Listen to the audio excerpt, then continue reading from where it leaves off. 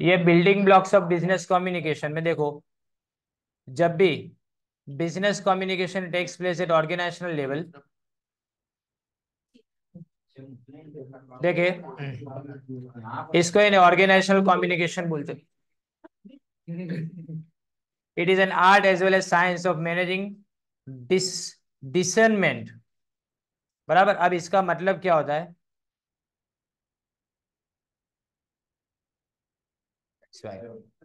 The ability to जज well. Discernment यानी किसी को जजमेंट करना, किसी का जजमेंट करना मतलब अब किसी को समझना। Business communication is perceived through image, objectives, documents and procedures to achieve the objectives of the organisation. Business communication क्यों करते हो? ऑब्जेक्टिव्स के ऑर्गेनाइजेशन को अचीव करने के लिए। अब इसमें तुम्हारे पास किस तरह से परसिव्ड देखा जाता है उसको, तो पहले तो इमेज, फिर ऑब्जेक्टिव। इमेज यानी ऑर्गेनाइजेशन की तुम्हारे माइंड में क्या इमेज है। दूसरा ऑब्जेक्टिव कौन सा रखता है ऑर्गेनाइजेशन। फिर कौन कौन से डॉक्यूमेंट तुम्हारे पास आते हैं ऑर्गेनाइजेशन को रिलेटेड, और जो भी प्रोसीजर उसके अंदर किए जाते हैं वो। It does become imperative to understand the organisational structure for it serves as the building block of business communication. तो पहले आपको किसके बारे में समझना पड़े? ऑर्गेनाइजेशन के स्ट्रक्चर को समझना पड़े। जैसा स्ट्रक्चर वैसा बिजनेस कम्युनिकेशन। तो स्ट्रॉन्ग ऑर्गेनाइजेशनल स्ट्रक्चर, टेलर्ड यानी बनाया जाना, made, M A D, to its goal, helps the stakeholders understand the bigger picture. On the contrary, अगर ऑर्गेनाइजेशन स्ट्रक्चर बेकार हुआ तो लेक ऑफ कोऑर्डिनेशन यानी कोई एक दूसरे के साथ मिलजुल के काम नहीं करेगा। And among the functional division, slow decision making and unnecessary conflict, और बेकार के झगड़े उसके अंदर चालू हो जाएंगे। Organisational structure is called the building block of communication because these form the rules and regulations for communication to be carried out internally as well as externally. तो आपको जो भी रूल्स एंड रेगुलेशंस यहाँ पे दिए जाते हैं बिल्डिंग ब्लॉक के लिए, तो इसमें सबसे पहले आता है तुम्हारा chain of command. Chain of command बोलो बोलो, या उसके बाद में अपने ऐसा बोले कि कितने लोगों को अपने ऑर्डर्स दे सकते हो। वो देखो, दो तरह के स्ट्रक्चर होते हैं। एक तो तुम्हारा पिरामिडल स्ट्रक्चर, जहां पे चेन ऑफ कमांड जो है ना, वो line of authority top organisation से शुरू होता है और बॉटम तक जाता है। इसमें कम्युनिकेशन दो तरह का हो सकता है, फॉर्मल और इनफॉर्मल। बराबर। Communication, either formal or informal, flows smoothly when the chain of command is followed because this brings clarity in roles and responsibilities and defines who reports to whom in the organization. बराबर। फिर इसके बाद का जो paragraph है ना, बिल्कुल cancel. तो मतलब जब चेन ऑफ कमांड बराबर से है ना, सिंपल, अगर चेन ऑफ कमांड बराबर से है तो सबको पता है कि किसकी रिस्पॉन्सिबिलिटी, किसका रोल क्या है, किसको क्या काम करना है। इसमें तुम्हारा बिजनेस कम्युनिकेशन बराबर से चलेगा। सिंपल। राइट। उसके बाद में आता है देखो, span of control. Span of control का मतलब क्या? तुम एक आदमी कितने लोगों को कंट्रोल करता है, वो स्पैन ऑफ कंट्रोल यानी area of control, number of people to be controlled, इसको स्पैन ऑफ कंट्रोल बोलेंगे।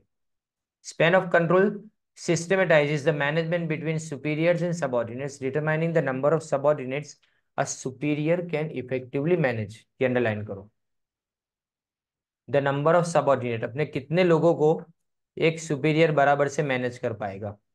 Team leader is made responsible to communicate with his team members in a project and also keep his superior informed. Here, the span of control determines the scope of influence of the team leader. A team leader will have a narrow span of control while a CEO will have a wider span of control. देखो, team leader एक छोटी सी team संभालता है, लेकिन अगर CEO की बात करें तो सीईओ यानी पूरी कंपनी को संभालता है। तो सवाल है कि किसका स्पैन ऑफ कंट्रोल ज्यादा? तो टीम लीडर का स्पैन ऑफ कंट्रोल कम होगा और जो सीईओ है ना, उसका स्पैन ऑफ कंट्रोल ज्यादा होगा। इसमें सिंपल अगर किसी को लिखना हो तो पहली दो लाइन और last line.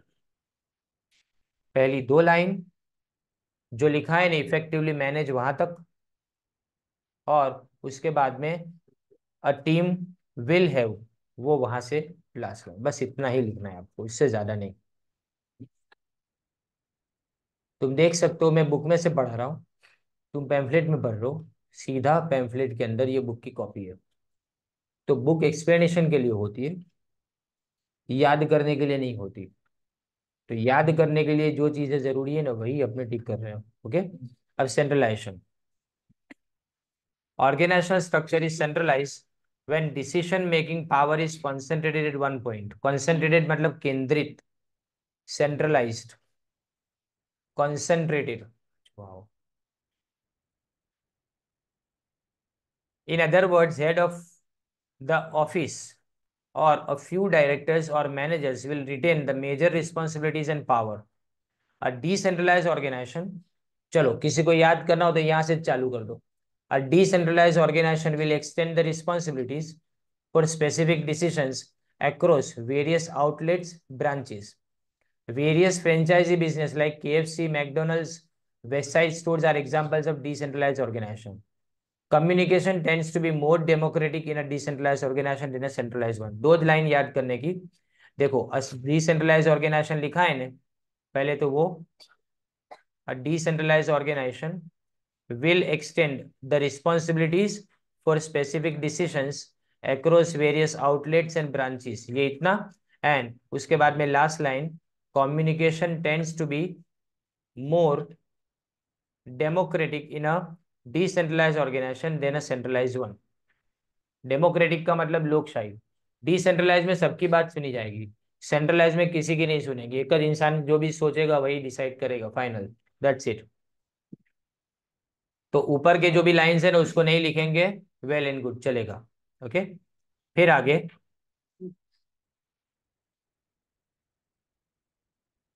Specialisation.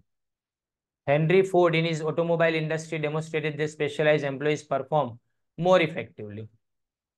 This propagated the idea that instead of entire task being accomplished by one individual, यानी सब काम एक इंसान को नहीं करना चाहिए, उसको काम का बंटवारा कर देना चाहिए। It is better to phase out यानी divide, phase out and break it down into a number of steps, with each step being completed in the form of a number of small tasks। यानी एक देखो, पहले एक बड़े काम को टुकड़ों में डिवाइड करो, फिर वो हर टुकड़े को और ज्यादा टुकड़ों में डिवाइड करो, बराबर। तो एक इंसान एक मिन्यूटली स्पेशलाइजेशन करेगा, मतलब एक ही काम के अंदर स्पेशलिस्ट बनेगा। When a separate individual accomplish his और हर allocated specialized work at each step, the results are higher productivity. In the light of this thought process, specialization in communication was viewed as an unending source of increased productivity and improved performance, and the entire perception of organizational communication underwent a major change. तो अब हमने communication में भी ऐसा माना, communication को भी हम क्या कर देंगे, डिवाइड कर देंगे, इसमें भी हमको स्पेशलाइजेशन की जरूरत पड़ेगी, और इससे तुम्हारी प्रोडक्टिविटी बढ़ेगी, परफॉर्मेंस इंक्रीज होगा। Today organisations employ public relation officer, communication officer, front desk manager, employees who takes care of a specialized kind of communication in specialized task। अब इतना लंबा जो क्वेश्चन है, इसमें से कितने लाइंस लिखेंगे? हम क्या करेंगे, पहले जो लिखा है ना हेनरी फोर्ड से स्मॉल टास्क, वहां तक, हेनरी फोर्ड से स्मॉल टास्क।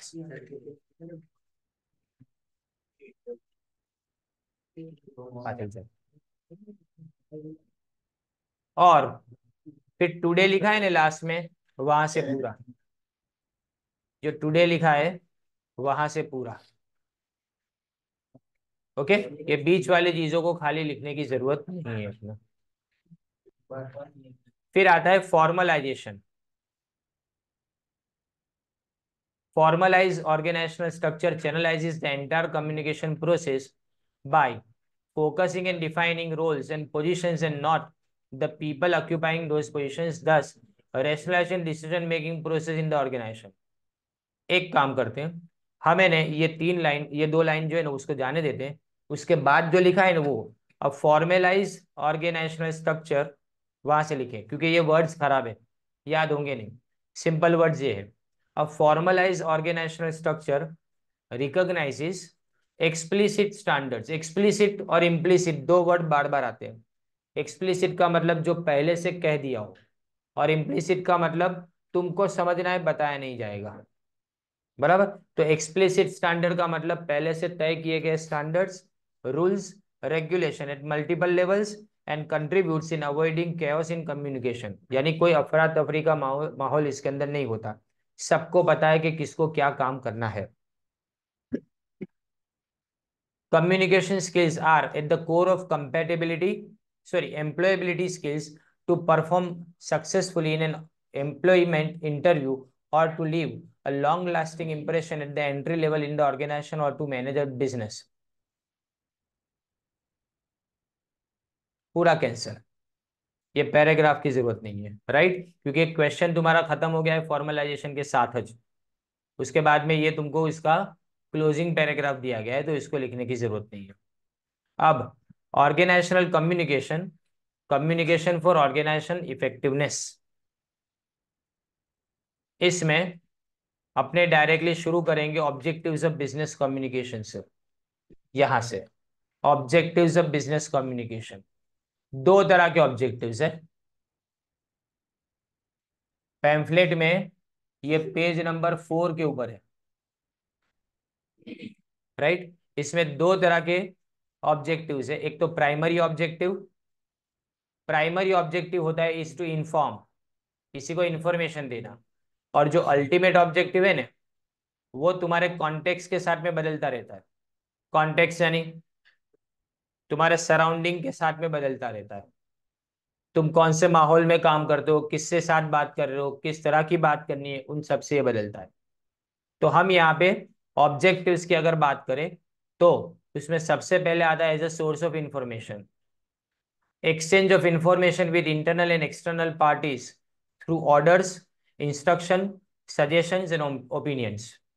यानी दो तरह की पार्टीज है, इंटरनल पार्टीज यानी तुम्हारे ऑर्गेनाइजेशन में काम करने वाले लोग, और एक्सटर्नल यानी गवर्नमेंट है, फिर उसके बाद में दूसरी एजेंसीज है, उन सब से बात करना। फिर आता है उसके बाद में achieving goals, business communication coordinates and synchronises the plans, work and efforts of employees at various levels to accomplish the predesired goals. Goals achieve करने के लिए काम करता है, नाम है वैसा ही अंदर लिखा है। यानी बिजनेस कम्युनिकेशन क्या करता है, कोऑर्डिनेट करू એટલે संकलित करू। और सिंक्रोनाइज यानी एक बीजा સાથે तालमेल मिलाવીને काम કરવું કહેવાય। तो जितने भी प्लान है, जितना भी काम है, जितने भी एफर्ट्स है, वो सबको ध्यान में रख के काम करना है। फिर ये सोर्स ऑफ मोटिवेशन है, सोर्स ऑफ मोटिवेशन, दो fulfillment of the financial needs of the employees motivates them to work effectively. However, communication with employees on regular basis to satisfy their non-financial needs either formally, just hold on, मैं इसमें क्या लिखना है वो आपको बता दूं।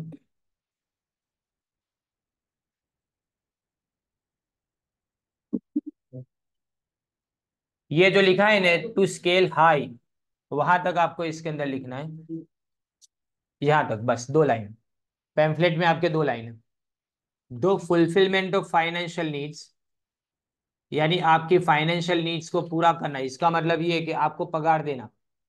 फाइनेंशियल नीड्स यानी टाइम पे सैलरी देना, ये उनको मोटिवेट करता है काम करने के लिए effectively. However, communication with employees on regular basis to satisfy their non financial needs. अब नॉन फाइनेंशियल नीड्स में बहुत सारी नीड्स आती है, जैसे शाबाशी देना भी आ गया उसके अंदर, उसके काम की तारीफ करना यानी शाबाशी देना वो, फिर अवार्ड देना वो सब भी आ गया। आइदर फॉर्मली और informally motivates the employees to scale high, to scale high यानी टू वर्क हायर लेवल, यानी मतलब टू गेट मोटिवेटेड, ऐसा लिख सकते हैं उसकी जगह पे। अब इसके बाद प्रमोट सोशलाइजिंग, सोशलाइजिंग यानी लोगों के साथ में घुलना मिलना, उसको सोशलाइजिंग बोलेंगे। Communication practices such as managers having lunch with their employees at the times and informal chats during breaks come handy in socializing and interpersonal bonding. This information or non-formal communication helps in building interpersonal relationship and breaks the monotony of the routine work. ये पूरा लिखना पड़ेगा। At the same time, free and fair flow of information leads to a better understanding and building harmonious relationship between workforce and management. इसको मैं 3 हिस्सों में divide करता हूं। देखो, सबसे पहले अगर इनफॉर्मल चैट्स करेंगे, यानी मतलब ऐसा जरूरी नहीं कि काम है तभी उसके साथ में बात करनी है। ऐसे ही इधर उधर की बात से अपने उसके साथ में बात करना शुरू करें, तो इससे हम उसके साथ में सोशलाइज यानी घुल मिल सकते हैं और अपना बॉन्डिंग उसके साथ में ज्यादा होगा। दूसरी बात, इंटरपर्सनल रिलेशनशिप बढ़ेंगे, यानी दो लोगों के बीच के रिलेशनशिप जो है वो ज्यादा स्ट्रांग होंगे। और तीसरी बात, free and fair flow of information, क्योंकि अगर तुम किसी के साथ में एकदम फ्रीली बात कर रहे हो जो तुम्हारा एम्प्लॉय है, तो वो एम्प्लॉय उसके बाद में जो भी इंफॉर्मेशन उसके पास है ना वो फ्रीली तुमको दे पाएगा। तो इसीलिए यहाँ पे सोशलाइज करना कम्युनिकेशन के लिए जरूरी है, business communication. Alters individuals attitude, alters का मतलब बदलना, बराबर, ड्रेस ऑल्टर कराते हैं ना साइज चेंज कराने के लिए, alter individuals attitude. Communication makes employees conscious of their duties and responsibility, conscious यानी सभान करूं, उनको ध्यान दिलाना इस बात का कि उनके ड्यूटीज एंड रिस्पॉन्सिबिलिटीज क्या है। फिर आता है controlling, communication helps in controlling the functions and management of organization by establishing standards, evaluating them, and reviewing them. Feedback is one of the means of establishing control. दो बातें इसके अंदर, पहले तो स्टैंडर्ड्स एस्टैब्लिश करेंगे, उसको इवेल्युएट करना यानी स्टैंडर्ड बराबर के है कि नहीं उसको चेक करना, चेक कर लिख सकते हैं इवेल्युएटिंग की जगह पे। और उसको रिव्यू करना, रिव्यू करना मतलब अगेन चेक करना कि सही है कि गलत है। इसके लिए हम क्या यूज करेंगे, फीडबैक, फीडबैक का मतलब रिस्पॉन्स, इससे क्या रिस्पॉन्स मिल रहा है वो देख कर देखेंगे अपना। Then preparing plans and policies, planning is the blueprint of attaining organisational goals. Planning and execution of plans takes place through discussion, meetings, brainstorming. Brainstorming का मतलब कोई भी अगर प्रॉब्लम तुम्हारे सामने हो ना, तो 10 लोगों को सामने बिठाओ और बोलो कि इसके बारे में जो भी तुम्हारे दिमाग में आइडिया है ना, सही गलत, सब भेजो। सही गलत पागल जैसा लगे वो भी, तो वो ब्रेनस्टॉर्मिंग है। हजारों आइडियाज की हम एक्सपेक्टेशन रखते हो, राइट। तो ये brainstorming, critical and evaluative thinking. अब क्रिटिकल थिंकिंग का मतलब सोच समझ के आपको सामने वाले को जवाब देना है, सही भी जो देखना है उसके अंदर गलत भी देखना है। Planning with effective leadership and decision making facilitates policy formation. मैं क्या बोलता हूँ, ये बीच वाला जो है ना वो थोड़ा डिफिकल्ट है, तो प्लानिंग वाला पहली लाइन जो लिखा है ना गोल्स तक वो लिखना, फिर उसके बाद में प्लानिंग विद इफेक्टिव लीडरशिप लिखा है ना वो।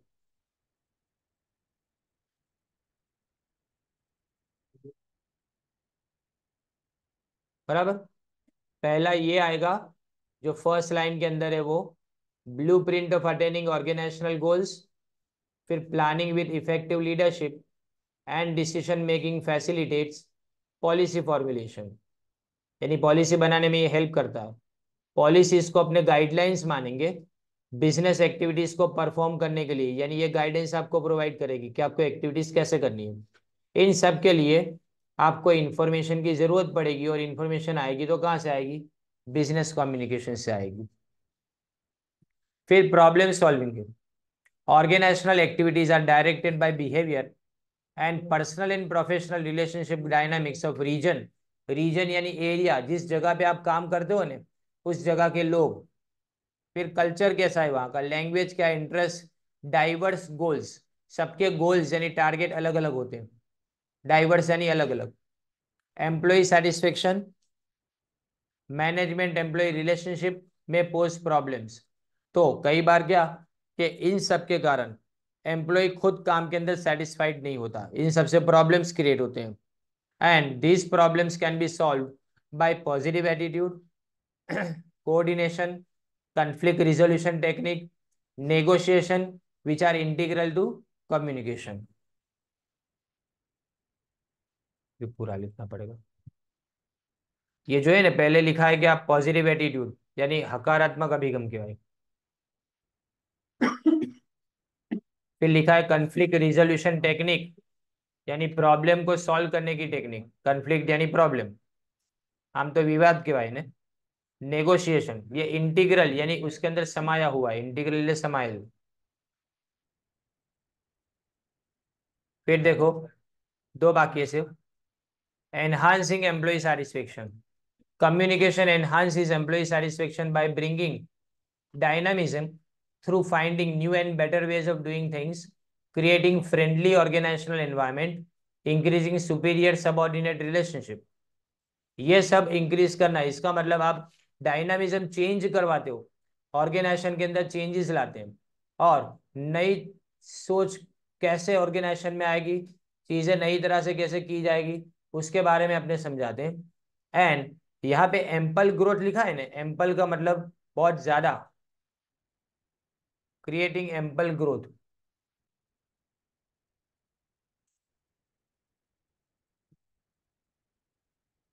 एड्रेसिंग ग्रीवेंसीज, ग्रीवेंसीज यानी मुश्किल, परेशानी, difficulties. 10, creating outlets where employees express themselves, give suggestions, initiate new ideas and be recognise and appreciated. Recognise का मतलब उनको ऐसा लगे कि उनकी आइडियाज को लोग सराहते हैं और अप्रिशिएट करते हैं। फिर improving industrial relation, last one.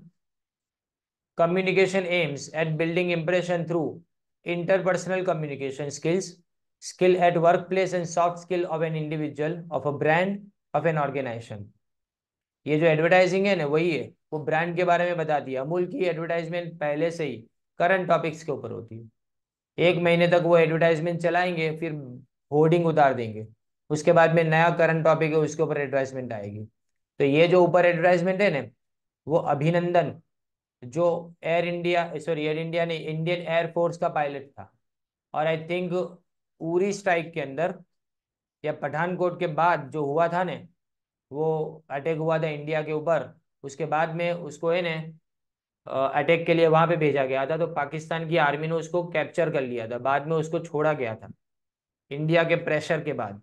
तो इसको वेलकम करने के वक्त के ये यहाँ पे लिखा है ना, अमूल वेलकम स्नैक, तो दैट इज अबाउट दैट। अभिनंदन नीचे नाम भी लिखा है, देखो इसके अंदर ने ये जो है ना, इसके अंदर नाम लिखा हुआ है, wing commander Abhinandan. Amul pays tribute to wing commander Abhinandan, ये एडवर्टाइजमेंट उसका एक तरीका है। ठीक है।